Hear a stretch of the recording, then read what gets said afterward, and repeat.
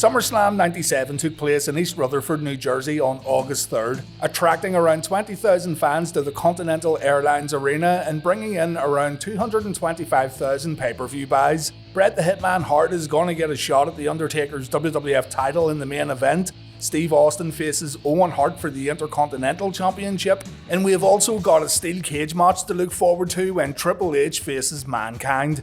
This is a pivotal WWF pay-per-view, with many feeling the final moments of the Bret vs Undertaker match was the beginning of the Attitude Era. A lot goes down tonight, and the WWF would never be the same following what transpires at SummerSlam Hart Soul. So let's have a look at the pay-per-view in its entirety.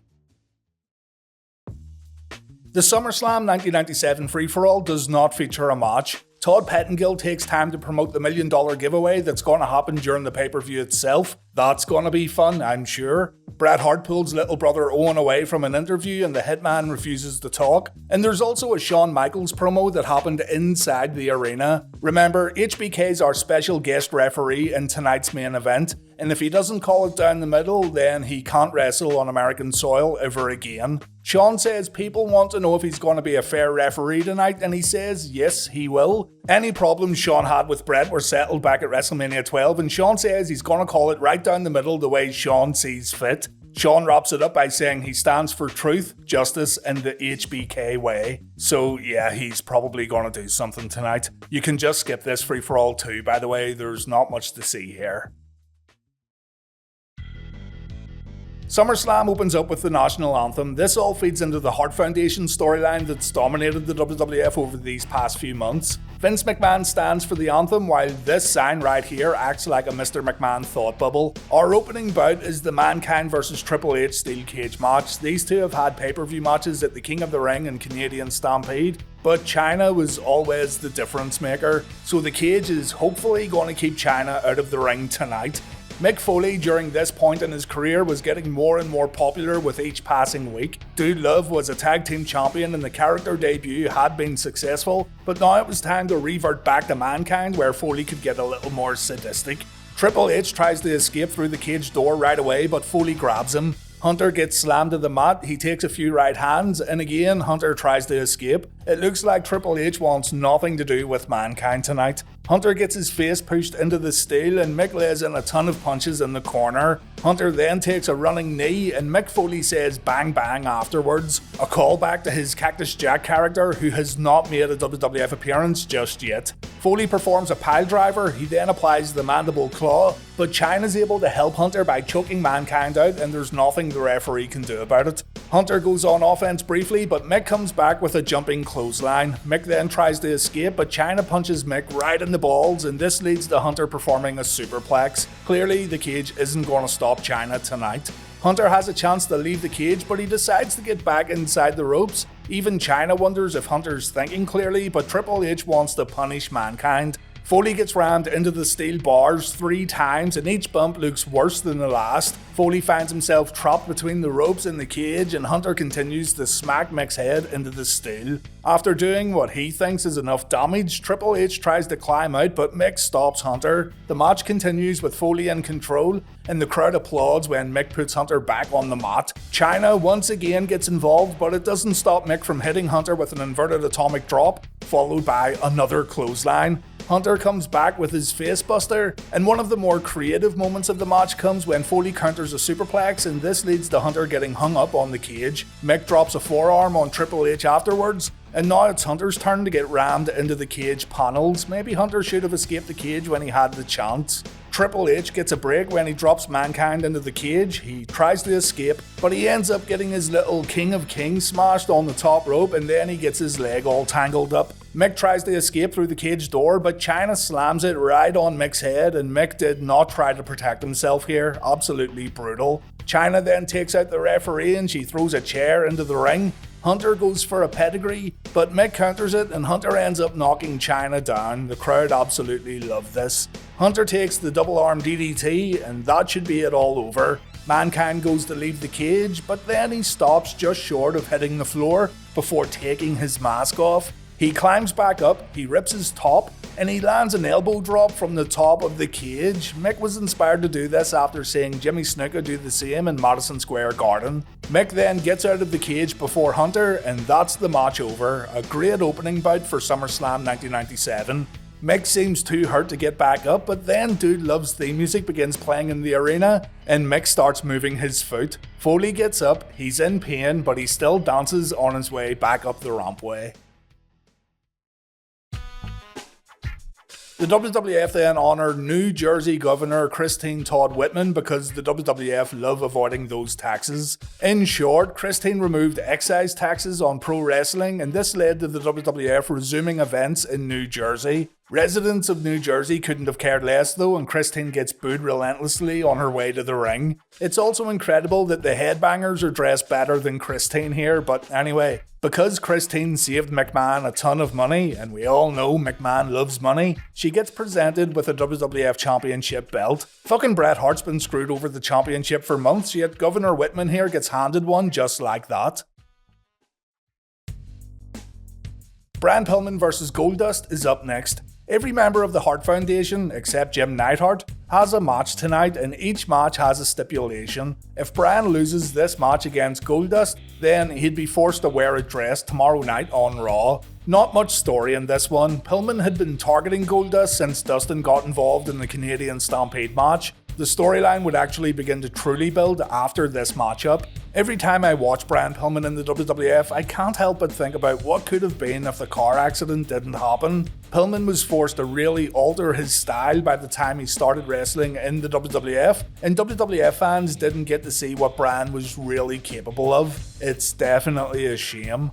Pillman takes the early advantage by using underhanded tactics, but Goldust comes back with a jumping back elbow. Brian then has to take a timeout after getting kissed by Goldust. JR calls this the lip lock, and back in the ring, Pillman turns it around with more underhanded tactics. Goldust gets floored and Pillman decides to go after Marlena. This, of course, was a mistake. Goldust catches Pillman with a clothesline on the outside, but back inside the ropes, Pillman keeps Dustin at bay with a suplex. Brian then goes for an aerial attack, but Goldust catches him and Pillman takes a nasty bump on the top rope. On the outside, Brian uses Marlena as a shield, and this allows him to hit a DDT. And then we see some of the old Brian Pillman when he hits a flying clothesline back inside the ring. Brian applies a chin lock, he hits a clothesline after Goldust fails to pin Brian with a backslide, but Goldust comes back with another jumping clothesline of his own. Pillman's bulldog counter looks great and it sends Goldust flying out of the ring. Goldust tries to get back in the ring with a sunset flip that didn't look good, the crowd booed this. Pillman tries to make it to the ropes, but Marlena smacks him with her handbag and Goldust wins the match.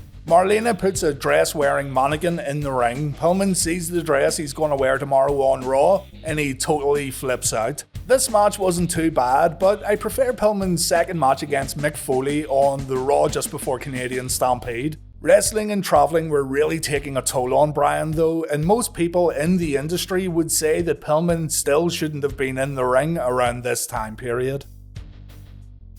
The Legion of Doom versus the Godwinns is our next match. The Godwinns are now full-blown bad guys, and as mentioned on Reliving the War, the WWF's booking of the Legion of Doom has been awful since WrestleMania 13. The Road Warriors just weren't coming across as the ass-kickers we all knew they could be, and honestly, it would eventually get worse for Hawk and Animal. Still, there were peaks and valleys during the Legion of Doom's final WWF run. We still have a couple of decent Road Warrior moments coming up, but when things get bad, they get really fucking bad. This one started when Henry Godwinn broke his C4 vertebrae following a Doomsday device. He'd come back and immediately go after the Road Warriors along with Phineas. The Godwinns constantly got the better of Hawk and Animal on Raw's War, with their weapon of choice being the slop bucket. And Road Warrior Hawk even got slopped on the Raw just before SummerSlam. It's a sad, sad sight indeed. Thankfully, the Road Warriors were able to defeat the Godwinns here. I struggled back then to find something I like about Henry and Phineas, and watching all this back today, I still can't find anything I like about the tag team. There's nothing wrong with what they do in the ring, but I just don't like this tag team, I'm sorry. Phineas stops Henry from taking another Doomsday device, but that doesn't stop the Road Warriors from hitting a spike piledriver. It was a match that L.O.D had to win, really. The crowd enjoyed it though, so let's hope things improve a little for Hawk and Animal on the next few episodes of Raw. The $1 million chance is up next. Fans had to watch WWF programming and gather a bunch of clues. They then entered a competition and 2 people were randomly chosen to attend SummerSlam and potentially win $1 million.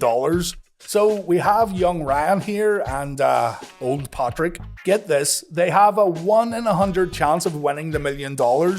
They have to pick a numbered key from 1 to 100, and they gotta hope it opens the coffin filled with crispy, delicious $1 bills. That's some proper fucking bullshit right there. Here's the World Wrestling Federation gloating about saving tax money, and here's the World Wrestling Federation promoting this giveaway for a month, and yet there's a very, very high chance that no one's winning $1 million tonight.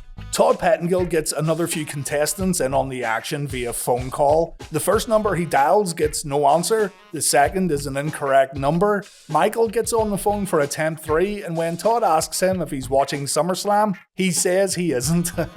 Apparently his cable company doesn't carry the show, but he's still in with a chance. He picks number 33, Sonny tries the key, no luck. Rebecca gets on the phone, she tries number 14.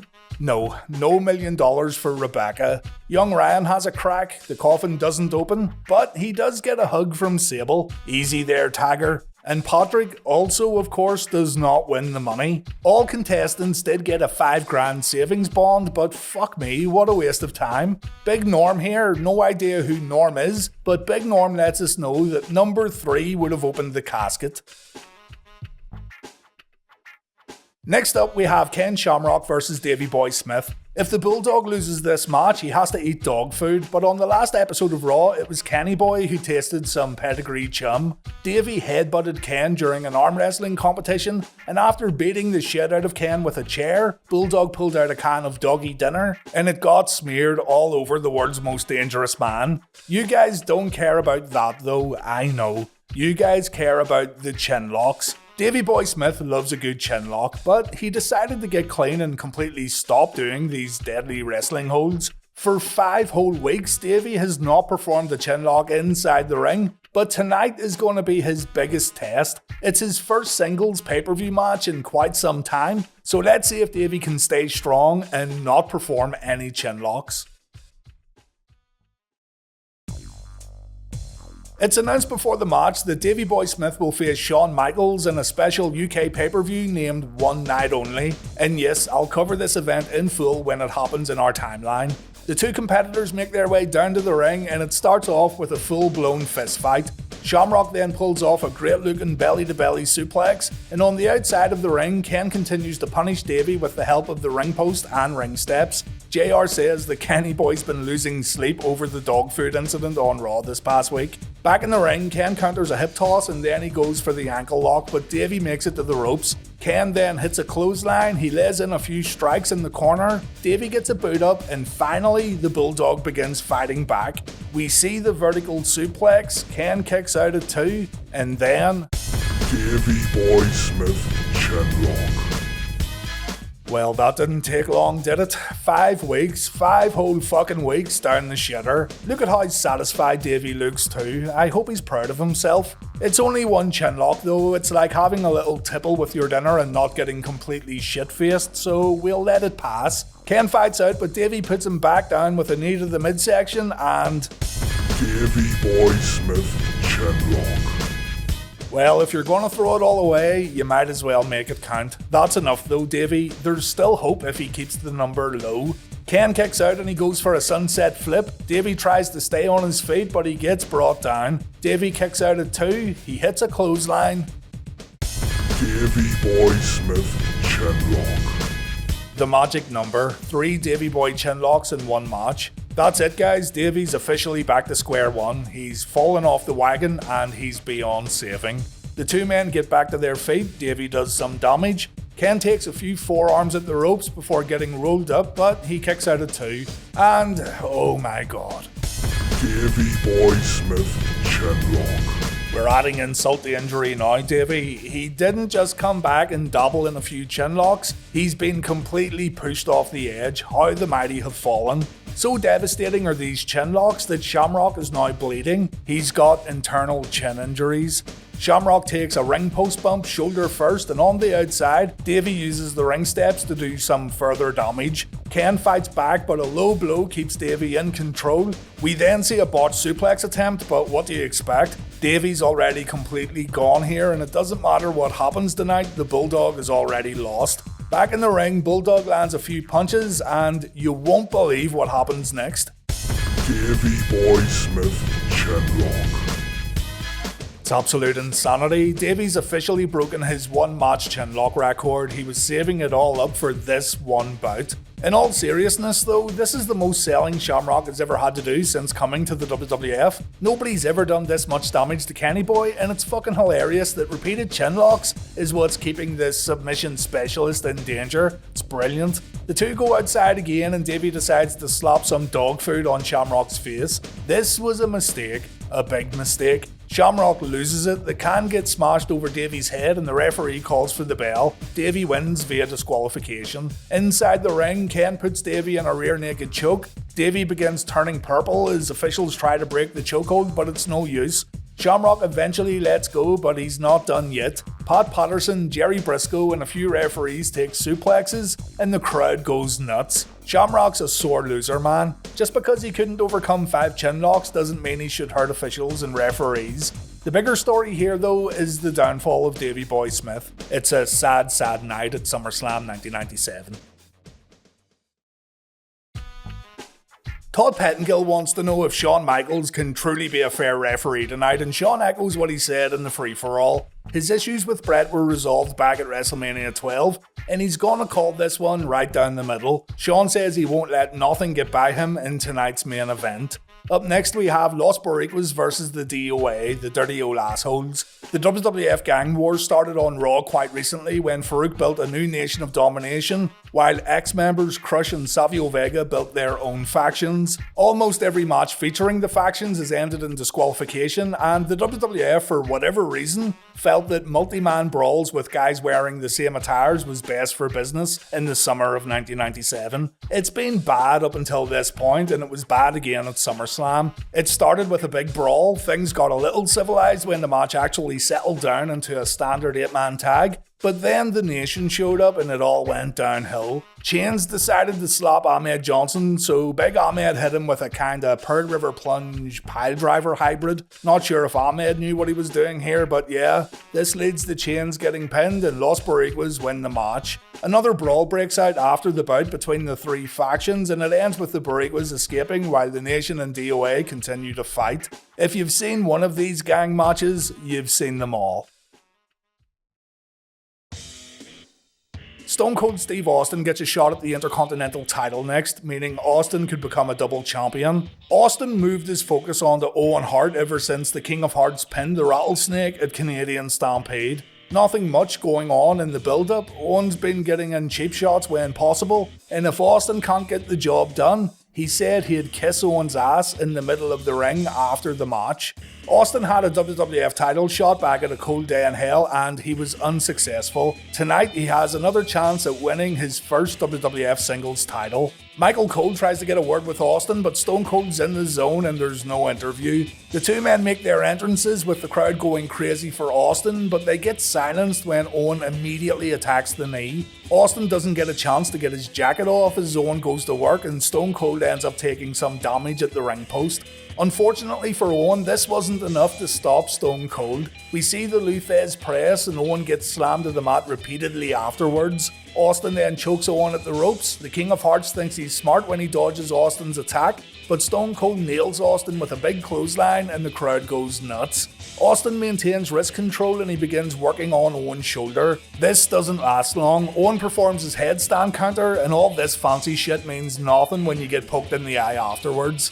Austin's laser focused here and he wants to go straight back to the arm and shoulder. A few switches result in Owen getting slammed to the mat while his arm was still behind his back. Hart replies with a back elbow. Austin then tries to use the ring post, but Owen counters and Austin takes the impact. The IC champ then focuses on Austin's hands and fingers. Hart stomps on Austin's hand, he bites Austin, he tries to pull and stretch the fingers apart. Owen's getting vicious here and he's also close to getting himself disqualified. Austin comes back with a stun gun, and then we see a rare Steve Austin powerbomb when Owen goes for a Hurricane Rana. Owen then gets clotheslined out of the ring and he decides that's enough. He's gonna walk away and get himself counted out. Austin chases Owen and the champ gets brought back to the ring. This one isn't over yet. Owen begs for mercy, but that gets him nowhere. What does help though is a belly-to-belly suplex, followed by a neckbreaker. Owen then hits an elbow drop, but Austin kicks out at 2. A neck vice does not get Owen a submission victory, and Austin decides to almost decapitate Owen with a clothesline from the corner.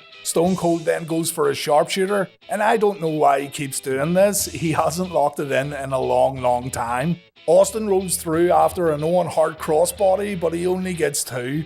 Owen performs a German suplex, but again, it only gets 2. The match then slows down with Owen applying a camel clutch followed by a chin lock. The two then trade sleeper holds, but Owen takes a jawbreaker. And man, this match has been fantastic so far. Owen stops a second rope double axe handle and he applies another chin lock. Careful there, Owen. He transitions into a headlock and he tries to use the ropes for leverage, but Earl Hebner catches the champ cheating and Owen breaks the hold. Austin gets up, he lands a few punches, and then it happens. How about that?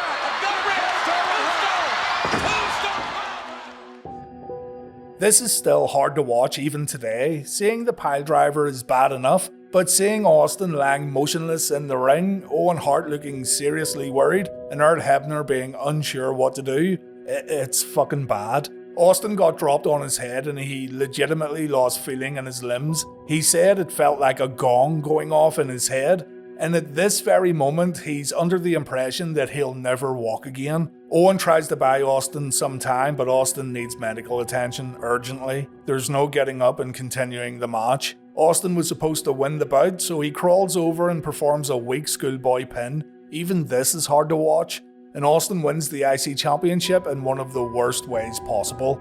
Nobody knows how bad Austin's hurt and it doesn't look good. He tries to stand up and lift the IC title, but he needs help from officials. He makes his way back up the entranceway and his feet are dragging along the floor. Austin of course does come back to the ring eventually, but he's forced to completely change how he wrestles. Again, many would say, just like Brian Pillman, that Austin would come back to in-ring action way too soon.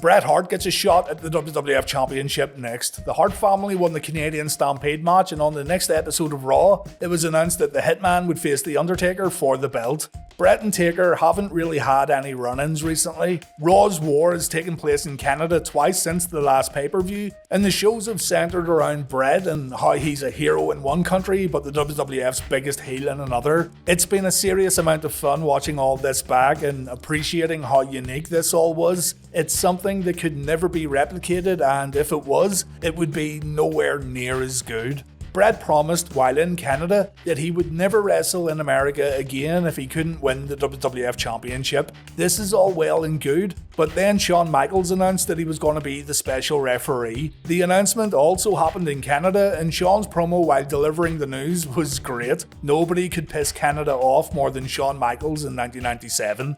If Shawn doesn't call the match down the middle, if he shows any favoritism towards The Undertaker, then he too won't be allowed to wrestle in the United States ever again. So something's gotta give tonight at SummerSlam. This match is quite important when we discuss the changes happening in the WWF. It's the beginning of the domino effect. The ending of the bout initiates a series of events that would shape the careers of Bret Hart and Shawn Michaels, and this also leads to the WWF changing direction in a big way.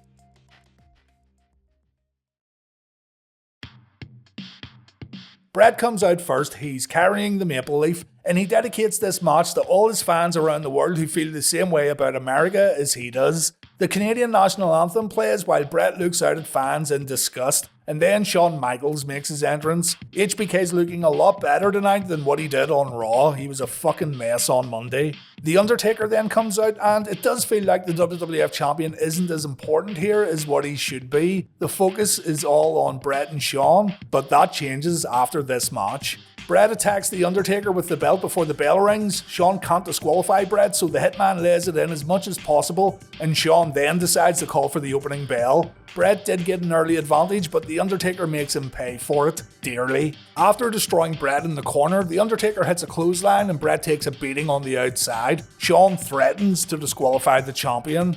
Taker ends up hitting the ring post when Bret ducks out of the way, and Bret decides to try an apron attack. Taker grabs the Hitman and Bret takes a ring post bump. Again, Shawn threatens to disqualify The Undertaker. After doing a bit more damage on the outside, Taker brings it back to the ring and Bret finds himself in a backbreaker submission. The Undertaker stays in control with a bear hug, and the only way Bret can escape is by biting the dead man, although he runs into a big boot immediately afterwards. Bret needs to change game plan here, and he does so by targeting the left leg. Bret would normally go for the lower back or legs of his bigger opponents, and it pays off here. The Hitman slows The Undertaker way down with strikes to the leg and knee, and he keeps the pressure on for quite a long time. We see a figure 4 in the middle of the ring, and then Paul Bearer shows up. The Undertaker notices Paul and he's angry. This match has nothing to do with Paul or The Undertaker's little brother, so Undertaker escapes the figure 4, he damages Bret just enough to buy some time,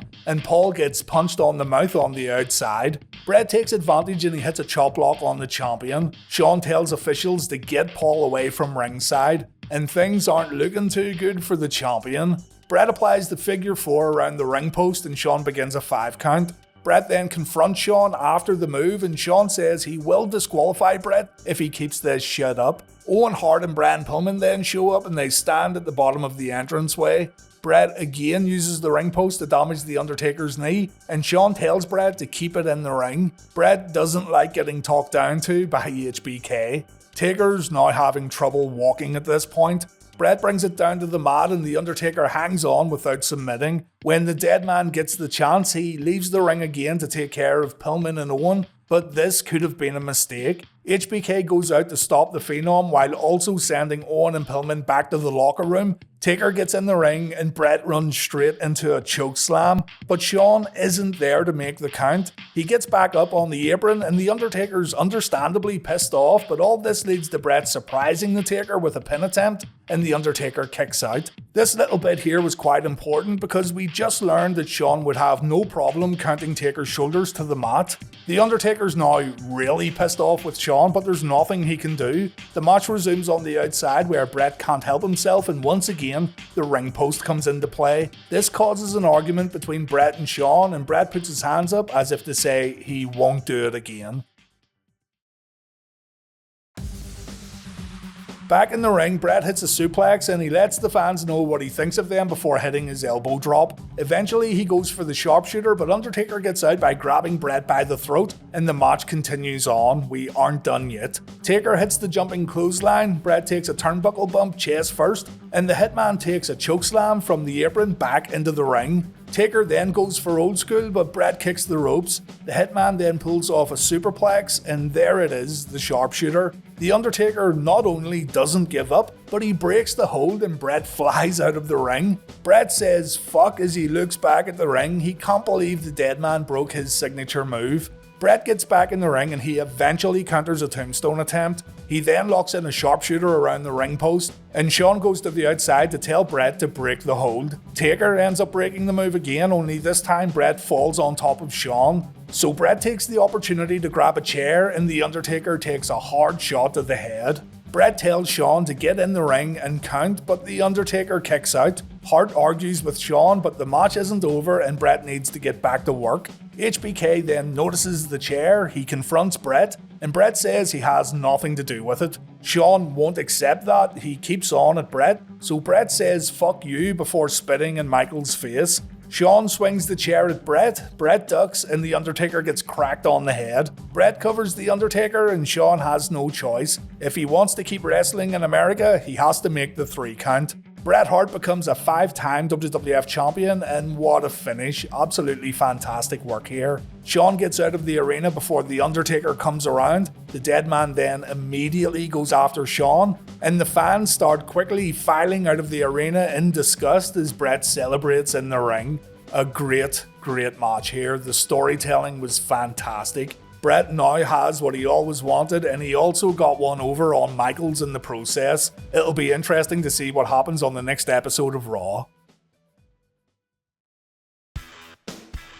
SummerSlam 1997 was a very good pay-per-view in my opinion. I didn't care much for the tag matches, but everything else ranged from good to excellent. The Austin injury was shocking at the time, and it's still something that takes you back a bit when you see it today. Somehow Bret and The Undertaker put on a match that made fans in attendance forget about the piledriver, and that finish to the championship match is one of my favourite creative match finishes the WWE ever came up with, if not my favourite of all time. I talked about this finish in detail in another video, so if you have the time and if you want to learn a bit more, check it out on the channel. That's going to do it for this one, guys. Reliving the War episode 94 is going to be a must-see show with the SummerSlam 1997 Fallout and the special 100th episode of Nitro featuring Lex Luger vs Hulk Hogan. I hope you join me next week for that one, and if you haven't done so already, please help me out by subscribing to the channel. Thanks to Reload Last Save for helping out with this video, and thank you guys for watching. Take care.